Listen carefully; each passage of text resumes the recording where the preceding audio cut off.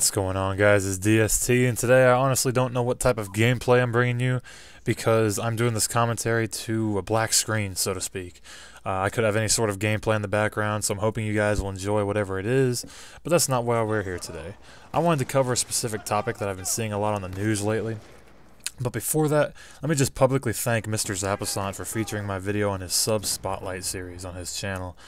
I truly appreciate him taking the time to allow me to make an appearance on his channel, even if it was just for a few minutes, and just introduce myself to his subs. And to all of you who subbed from that video, I thank you, and I welcome you with open arms to check out what I already have on this channel, and to stay tuned for videos to come in the future. Now, let's go on to today's topic. For those of you who live in the U.S., you've probably seen this on the news, but for those of you that do not live in the U.S., let me go ahead and give you our little rundown of what happened. Just recently, a Kansas City Chiefs linebacker committed suicide after shooting and killing his girlfriend. Apparently, the guy killed her, went down to Arrowhead Stadium, which is like the main football stadium, I believe, and killed himself in front of officials who tried to stop him. And of these officials, his head coach and general manager were among them. Now, I don't remember all the details down to a T, but this football player and his girlfriend had a 3-month-old daughter at the time of all of this. I don't know if the man killed his girlfriend because they had a child and he didn't like that, or if he was just crazy, or whatever the reason may be. But this whole tragedy has sparked some controversy in the news. Seeing as how a gun was involved, there are so many people in the news saying shit like, well, he wouldn't have done it if he didn't have a gun. That's why we need to have stricter gun laws. And by stricter gun laws, they ultimately mean just wanting to form gun control, period. Look, this whole idea of gun control is total bullshit. Total fucking bullshit. Because if this guy truly wanted to kill himself and his girlfriend, he would have managed to obtain a gun somehow. The fact that he already had one is irrelevant. It just made it easier for him since he didn't need to buy one or get one illegally. Now, I don't know the political stances of everyone who watches this video, but let me explain something. And I know this is going to sound a bit cliche, so just bear with me. But guns do not kill people. People kill people. And I'm sure a lot of you have already heard that saying. It's a powerful statement, though, because a gun cannot simply walk up to you and pull the trigger. That's nonsense. It actually has to have something to pull the trigger in order for the bullet to be released from the chamber. In most every case, it's a finger on a human being's hand. Human being's hand pulls the trigger. Not gun trigger pulls trigger. Okay? Whether it be for sport, at the range, or in this case, taking someone's life. Now, I know it's a bit tragic, but, you know, the gun did not cause the death of that guy or his girlfriend. Now, let me go ahead and read exactly what the Second Amendment says, and I quote, "As passed by the Congress and ratified by the states and authenticated by Thomas Jefferson, Secretary of State, a well-regulated militia, being necessary to the security of a free state, the right of the people to keep and bear arms shall not be infringed." Go ahead and marinate on that for a minute. Infringed. I-N-F-R-I-N-G-E-D. Look it up. Now, what does this Second Amendment mean? It means that as Americans, we have the right to own weapons, and it shall not be taken away from us. That is what it means by shall not be infringed. It shall not be changed, shall not be fucked with, shall not be tampered with, it will not be taken away. So with that being said, why are these dumbass people on the news constantly bickering to try and remove that right from us? Because they don't want us to be able to defend ourselves. That's just another way that they can make us more dependent on the government for help and whatever else. And the majority of you should know by now that the word government and the word help never go too well in the same sentence. If they are in the same sentence, it's usually not a good outcome. There's actually a quote from Mao Zedong that I recently found, and it goes, and I quote, "All political power comes from the barrel of a gun. The Communist Party must command all the guns. That way no guns can ever be used to command the party." So it sounds to me like our government wants to lean towards communism if they're so die-hard anti-gun that they want to remove our right, which shall not be infringed, remember. But the bottom line is that they honestly do not have any right to even remotely think about removing our Second Amendment rights. It's bullshit. Now, let's talk hypothetically for a minute. Let's say that somehow they finally managed to enact a law that enables gun control, right? The government now has our guns. What about knives? They have our guns, no more guns. What about knives? People will rob and steal and kill with knives, right? Should we enact a law on that? Now we can't cut our meat at the dinner table because there's a law saying the government should have all the knives. What these ignorant politicians fail to realize is that the American citizens aren't stupid. My father's friend, who I'll tell you a little story about in a minute, has the machinery to build his own weapons. He runs gun shows, sells and buys guns, and he has the knowledge to create a weapon if he wanted to. He's not like gonna, go postal and take over the world, but he just has the knowledge to build one. He's a big gun guy, and it's cool. I've seen what he has. He's a really nice guy. He does a lot of cool stuff. Now, even if they took all the weapons and all the machinery away, we still have homemade forms of weaponry. Ever heard of an IED? Improvised explosive device? I'm sorry, my throat's killing me today. Our troops in Iraq are always getting killed by these damn roadside bombs that are usually an IED. And some American citizens have that knowledge to build the same type of bomb. It's just, basic homemade supplies that you can make shit with. And some of this shit can be very dangerous. Instead of sticking up a bank, they might just toss in an IED into the main lobby and let it do the work for them. So even if they did take our guns away, people would still find some alternative way to make it happen. It's kind of like if, let's say someone's cheating on Black Ops 2, right? They found a glitch to make them have unlimited ammo and, fucking God mode. Can't be killed, right? On Black Ops 2. Treyarch sends out a patch. They ban them and set out a patch. Now that glitch is no longer effective. What he'll do is just make another account and find another way to glitch. That's basically the same situation here. You take away our guns, we'll find another way to... maniacs will find another way to rob banks, steal from people, do all that sort of shit. You glitch in Black Ops 2, they'll ban you, patch it, and you'll find another way at some point in time, won't you? You'll find another glitch. I know how glitchers think. I've had to put up with them for a long time now. Now, if the government ever took all of the necessities away to make weapons, or all of the necessities to make weapons away, we would probably not have much left, and we'd be in some form of a dictatorship at that point, because they'd have knives, guns, fucking Lysol, I don't know. It's just ridiculous.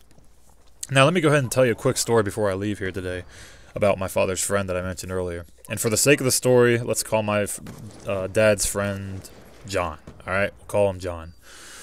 John's a gun club member. He does his own gun shows, like I said before, and he often goes to the shooting range with us occasionally. Next time I go up there, I'll have to bring a video camera or something. That way I can show you guys what it's like. It's a lot of fun. It's a good way to just blow off steam, too. Anyway, so John is at a bar one time, right? He sees this black guy start to beat up the waitress. And the fact that this guy is black has nothing to do with the story, so fuck off before you start doing some racist shit in the comments. But anyway, he sees the black guy start to beat up the waitress, and John tells him to stop. From what I recall, the guy might have been drunk or something. I don't remember. It's been... From what I recall, the guy might have been drunk or something. He might have been her abusive boyfriend, for all we knew. Regardless, he told the guy to stop, and he did. But he made a break for the kitchen. Now, the waitress got up and said that he was going to get a knife.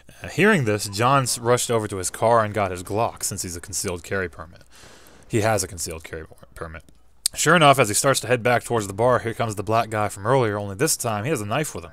So at this point, this guy's coming towards John with a knife, and he's threatening his life.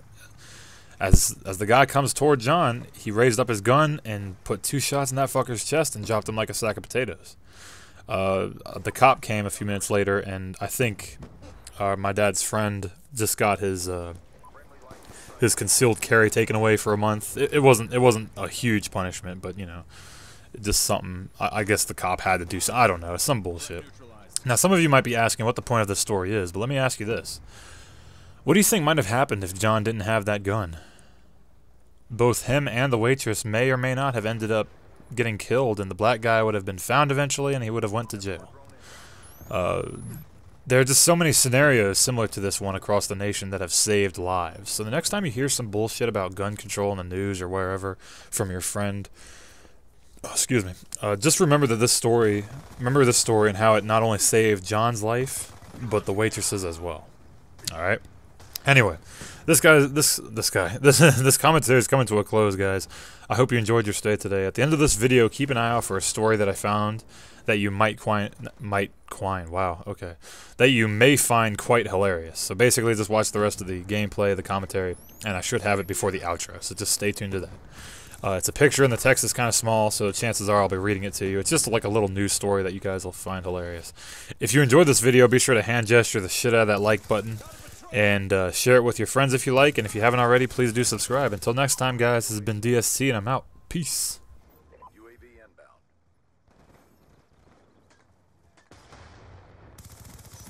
Hunter killer drone on standby.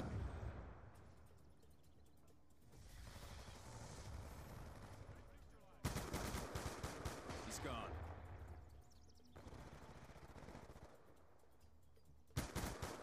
Lightning strike on standby. Grenade, move!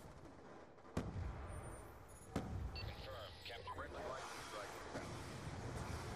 Friendly hunter killer drone deployed. One kill.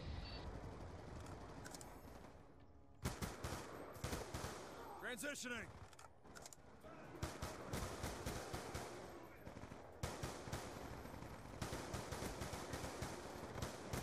Transitioning.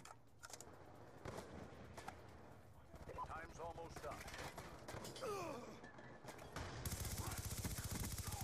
UAV awaiting order. Caution out!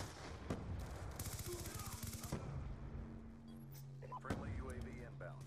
Hear me okay? Hear me okay?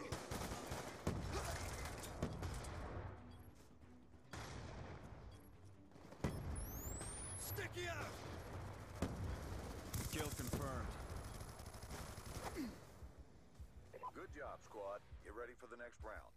Demolition.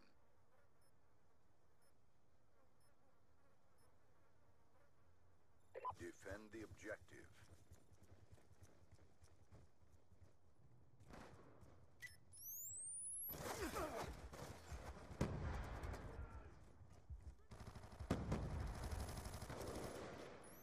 Sticky! Let's go, let's go!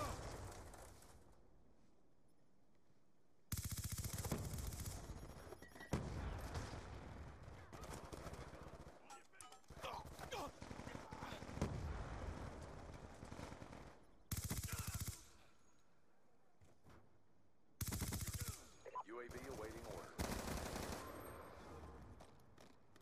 Hunter killer drone ready for deployment.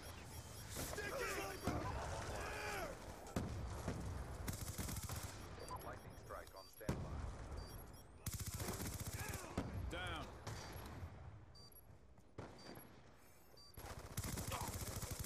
Friendly care package inbound. Friendly UAV inbound. UAV on standby. UAV inbound. Friendly lightning strike inbound. Friendly hunter killer drone deployed. Report negative. Friendly Hellstorm missile inbound. Hunter killer drone ready for deployment. Friendly hunter killer drone deployed.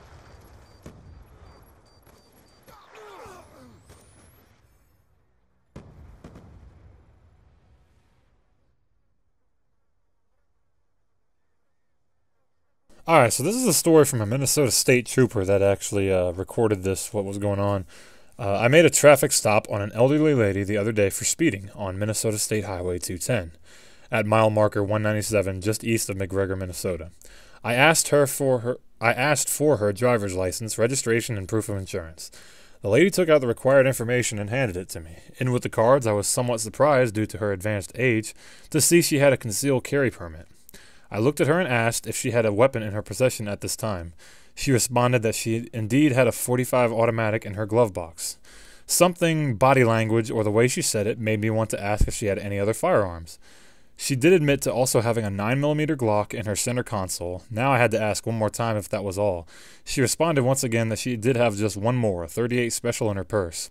I then asked her what was she so afraid of. She looked me right in the eye and said, "Not a fucking thing." So much wind.